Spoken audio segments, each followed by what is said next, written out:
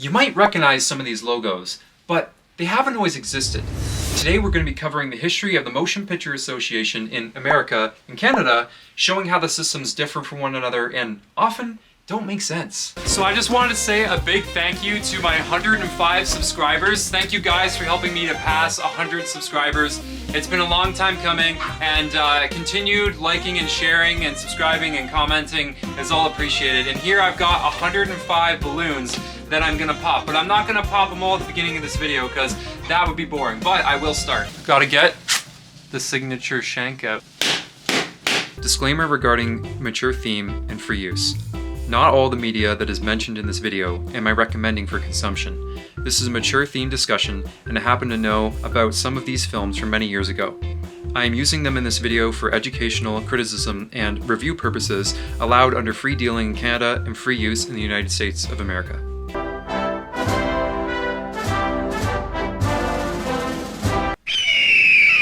America, the land of the free, the home of the brave, famous for its burgers, geography, military, politics, history, music, and Hollywood. In order to understand the history of the Motion Picture Association, we require a bit of background. Our story concerning the film industry actually begins in Chicago. At this time, the film industry was in its infancy, and in 1907, Chicago was the first place in America to allow regulating of films. This power was given to the chief of police, and he had the power to decide what films could and could not be played in various theaters. In 1915, it was decided in the Supreme Court that films were not protected under the First Amendment regarding freedom of speech, which paved the way for strict regulations on movies. In the late 1910s, Charlie Chaplin was one of the most popular entertainers in Hollywood, with many hit films. Prior to this, he was a behind-the-scenes writer, climbing the ladder in Hollywood until he got his first big break where he had total creative control over a film called A Dog's Life, which portrayed him as a homeless man alongside a stray dog, and this was released under the company First National. The MPA was formed in 1922, originally called the Motion Picture Producers and Distributors of America, MPPDA. It was founded by First National Pictures and other studios that would later become Paramount, Universal Studios, Metro-Goldwyn-Mayer, and 20th Century Fox. Will H. Hayes became president of the MPA in 1922 and remained in charge until 1945. He was a devout Presbyterian Christian and even an elder in his church. He was politically involved and identified with the Republican Party and was also a lawyer. One of his jobs was to lobby Washington, D.C. on behalf of the MPA to make legislative changes. The MPA had regulations prohibiting the depiction of illegal trafficking of drugs, as well as ridicule of the clergy. They also had rules cautioning the displays of the American flag, as well as couples in bed together, which is why in the show I Love Lucy, which ran from 1951 through 57, Lucy and her husband were never depicted to be in the same bed together. These rules evolved into the more extensive moral code for what would and would not be allowed in films, launched in 1930 called the Motion Picture Production Code, later nicknamed the Hays Code by those among leadership at the MPA. The three core principles of the Hays Code were: no picture shall be produced which will lower the moral standards of those who see it, hence the sympathy of the audience shall never be thrown to the side of crime, wrongdoing, evil, or sin. 2. Correct standards of life, subject only to the requirements of drama and entertainment, shall be presented. 3. Law, natural or human, should not be ridiculed, nor shall sympathy be created for its violation.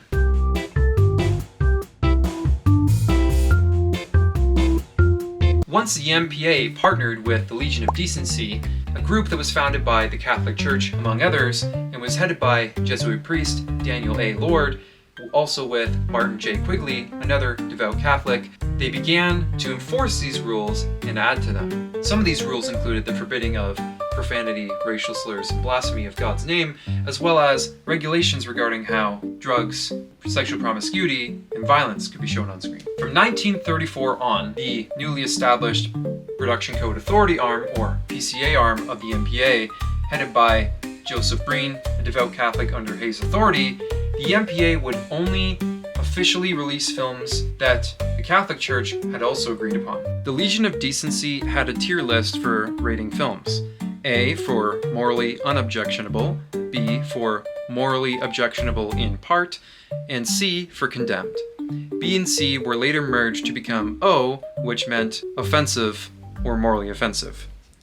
The MPAs were approved, not approved, or not rated.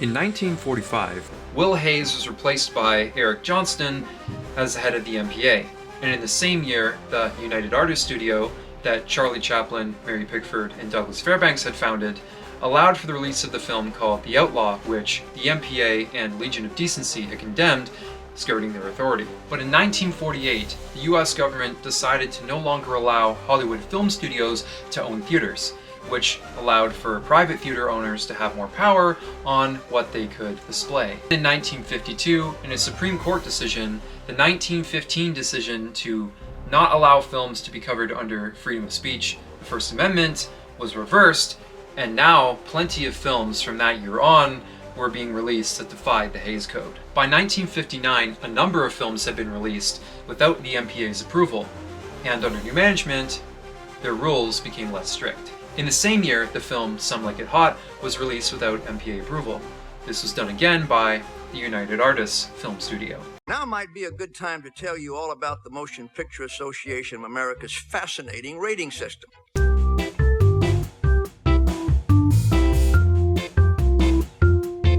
In the 1960s, the leadership of the MPA again changed, with Jack Valenti becoming the new head of the organization. In 1968, a new rating system was launched by the MPA, coinciding with the sexual revolution. The new system that was launched under Valenti included G for general audiences, M for mature, R for restricted, and X for no one admitted under the age of 16. Now honestly, around this point, the rating system gets a little convoluted. I couldn't find some primary sources regarding this, so I'll link what I did find in the description. But allegedly, the M rating for mature became GP for general patronage in 1969, and then in 1970, both R and X upped from 16 plus to 17 plus, and then in 1972, GP or general patronage became PG for parental guidance. During the 1970s, the X rating began to be synonymous with pornography. This happened because the MPA did not file for copyright on this one rating, to which it was hijacked by the porn industry. In 1975, Steven Spielberg's Jaws pushed boundaries with the current rating system. It received a PG rating despite having nudity among graphic violence. And then other films he released later on, such as Raiders of the Lost Ark, as well as his executively produced Gremlins, pushed boundaries, and Temple of Doom finally broke the camel's back. It was this last film in 1984 that caused the MPA to have some uproar, and Spielberg himself went to the MPA and proposed the idea of a PG-14 rating, to which the MPA quickly responded and created the PG-13 rating soon after. In that same year, Red Dawn was released, where the Soviets attacked America, and it was the first PG-13 film. Although for some reason, on the MPA's own site, it says the first PG-13 release film was The Flamingo Kid, which, if you search up when these films released, you can see that that's patently false. Good evening. Our top story tonight, John Pork, fabled social media influencer, has been tragically shot dead in Detroit last night. In 1990, in an effort to disassociate from the pornography industry, the MPA renamed its X rating to NC-17, meaning no one 17 under admitted. Later, in 1996, they specified no one 17 and under admitted, effectually making the rating 18 plus. And this rating acts as an unofficial cutoff for filmmakers, being that NC-17 films, although originally not intended to be exclusively for graphic nudity, also for graphic violence, is a genre of films that is typically not shown in most theaters, meaning less money. So when people receive this rating upon their films being reviewed, they will edit out scenes to bring it down. Typically, when people receive the NC-17 rating and they do go forward with that film, it means it's not going to reach as wide of an audience, not going to make as much money, and it's just going to go straight to home video release.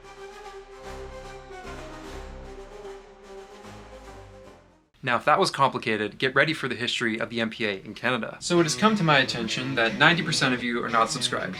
please subscribe, like, and share these videos so that they can get out to a wider audience. And commenting below helps me to know what you're thinking, since I'm not clairvoyant, and it'd be awesome to hear from you guys and see what you want to see in future videos. Thanks, and appreciate the 105 subscribers.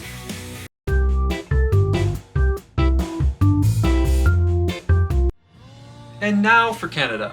So, in Canada, it's more complicated. We actually don't rate films from a national level. It's left up to the 10 provinces and 3 territories to decide what they think. So, do the provinces and territories agree? Well... So Canada, until 1995, didn't have its own rating system. In 1995, the Canadian Home Video Rating System, or CHVRS, was launched with G, PG, 14A, 18A, and R. And most of the ratings that I'm going to explain to you as examples later on, I'm pulling from VHSs and DVDs that for the most part I personally owned at different points, or I've been able to find pictures of them online so that I know what the ratings are. Because if you actually go on Internet Movie Database and you look at the ratings in Canada and it breaks it up by province under that section, they're not always accurate. Now, in Canada, we're more lax on ratings than America is.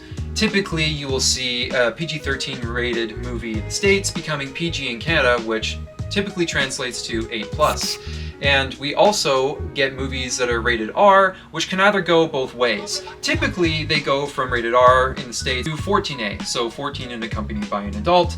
So there are some films that go higher to 18A, 18 and accompanied by an adult. Those typically are very, very graphic films regarding nudity or violence, but very rarely do they get kicked up. Usually it's down. And the R rating in Canada is very rarely seen anymore. It was given in the early days of the ratings a bunch, but it's not often given to films, being that if this rating is given in Canada, it means that those who are under 18 can't see those films in theaters. But the 18A rating says that you can go to a theater and see that film if you're accompanied by an adult. So for financial purposes, the government has chosen to usually use the 18A rating when necessary. The MPA also has another rating called E, which means that the film is exempt from being rated. And I've actually only seen this rating once, and this is on the back of a Flintstones Christmas movie that I had. And I thought it stood for E for everyone, and I was like, why does this rating exist? Isn't it synonymous with G for general audiences? But it stands for exempt, meaning that it wasn't rated, which is odd that you would put a sticker on a box, which is what we did in our 1995 system that was established, because we get VHSs or DVDs that are printed in the States and slap a sticker on the back of it, until we started actually manufacturing our own DVD slipcovers and our own cardboard boxes to put our VHSs in. And the plastic ones also that, you know, are meant for kids who like yeet the movie all over the place. So although the Canadian Home Video Rating System is not agreed upon universally in Canada and isn't even used universally in Canada, I'm going to use it as the standard because this is at least accepted by about 1/3 of the population, and it acts as a anchoring point for the rest of the ratings so that you can understand it as a whole, since Canada's system is very complex. If I were to explain in detail every province how it works, it would be a very long video, so I'm going to briefly explain every province, and then I'm going to show at the title card every province where it is, its flag, as well as a comparison between the theater system that they use for rating as well as the system they use for home video rating. And I'm not going to explain this from west to east or east to west because the way that the ratings are broken up in Canada aren't exactly left to right. So we're going to start with British Columbia. So in British Columbia, you have G, PG, 14A, 18A, R, and A for adult, which translates to the American X. So there's these 6 categories, commonly referred to as ratings, to classify motion pictures in British Columbia. Many provinces in Canada use similar category names, although the definitions for the categories and what they may contain vary from province to province. So you may see a film released in British Columbia that may have a PG, when meanwhile in Ontario or Manitoba, elsewhere, it may receive a 14A. So although the Canadian Home Video Rating System is semi-accepted across the board in Canada, it isn't viewed the same by every province. In British Columbia, as a general principle, the bar is set very low compared to the rest of Canada, where G, I'll just show it right now, says may contain occasional violence, swearing, and coarse language, and the most innocent of sexually suggestive scenes and nudity suitable for viewers of all ages. Bruh. For British Columbia, they're one of the most helpful provinces for me to have researched, being that they have a site, a database, that details all of the films that they publicly rated, and you can look at them and what their content advisories are. So a lot of the provinces are very similar in how they work, so I'm just going to skip through with a slideshow regarding all the ones that are very similar, and then we'll jump to points of interest.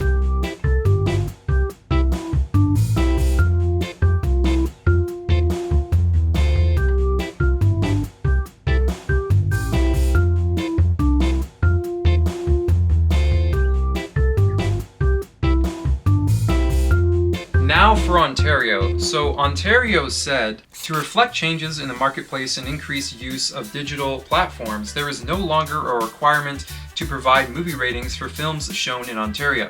The Film Content Information Act in 2020 requires film exhibitors to provide consumers with information on a film's content instead. So this is a vague, weird legislative change. So essentially in Ontario, you don't have to rate films, but you have to give information on what those films contain. Don't do anything I would do, and definitely don't do anything I wouldn't do. There's a little gray area in there, and that's where you operate. This results in the same thing. If you're to try to see a movie in theaters, you're still going to see these ratings slapped on everything, because the movie theaters are like, why are we going to reinvent the wheel to tell our consumers what our movies contain when we don't have to rate them? So they're just choosing to rate them anyways when it comes to theaters. Yeehaw.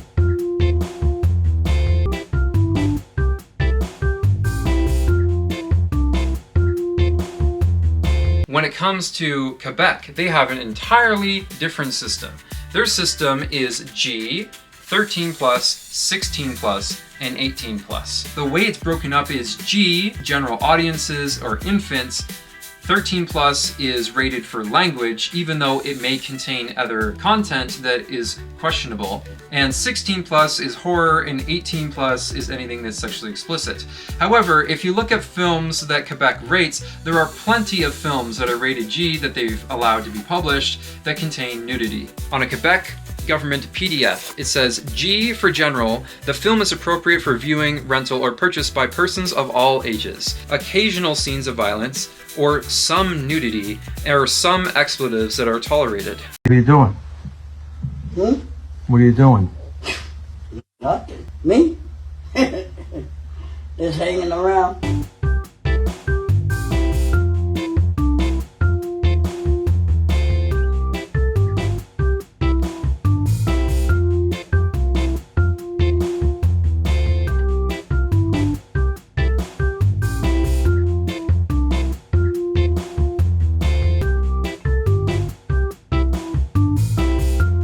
One thing I want to point out is some may think if you want clean content, just go to older films.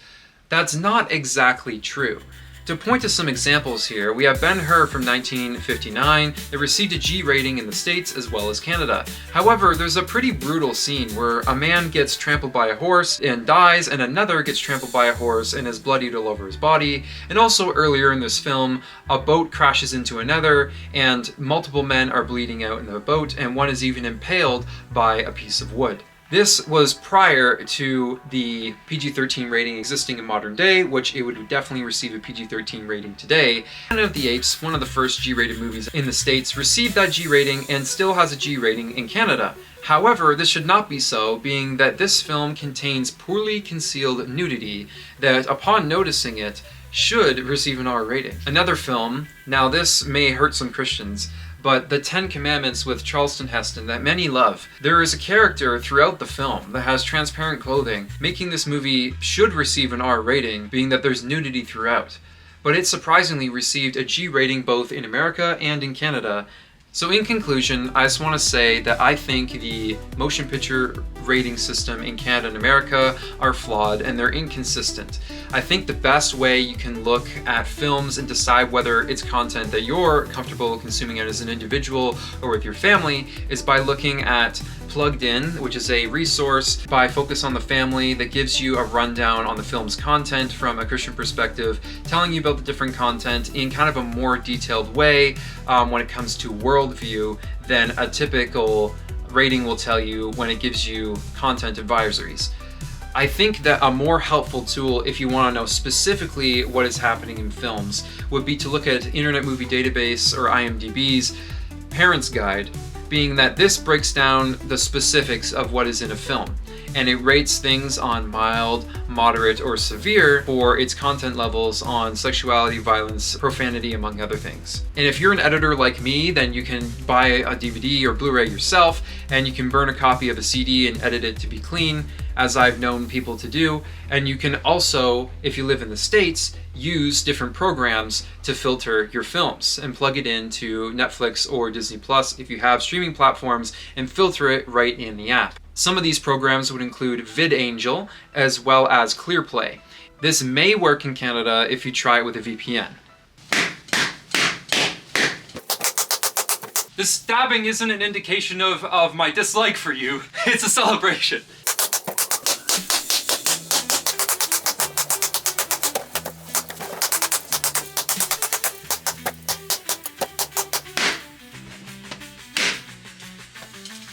Almost cut my hand on that one.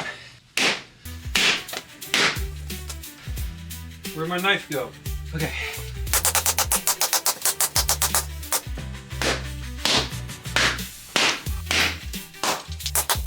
And 3, 2, and 1. Whoops, 1. Thank you guys, thank you for subscribing and supporting over the years, and hopefully many more videos to come. Let me know what else you'd like to see down in the comments. Any other videos like this where I go in depth on the film industry, any other stunt ideas. I would like to do some more stunts, I just kind of need to brainstorm ones to do, or anything else. Any short films, props, special effects, let me know. Appreciate you guys. Love from Blair Square. Motion Picture Producers and Distributors of America. Motion Picture Producers and Distributors. Metro-Goldwyn-Mayer, Universal Studios, and 20th Century Fox. 20th Century Fox. PCA arm of the MPA, the Catholic, the flubber nubber. You completely flubbed it up. This is gonna take a while to clean up. If you enjoyed this video, please subscribe, like, and share. And if you want more content that's similar, here's my Captain Marvel review, and then here's my other video where I talk about heroes and anti-heroes.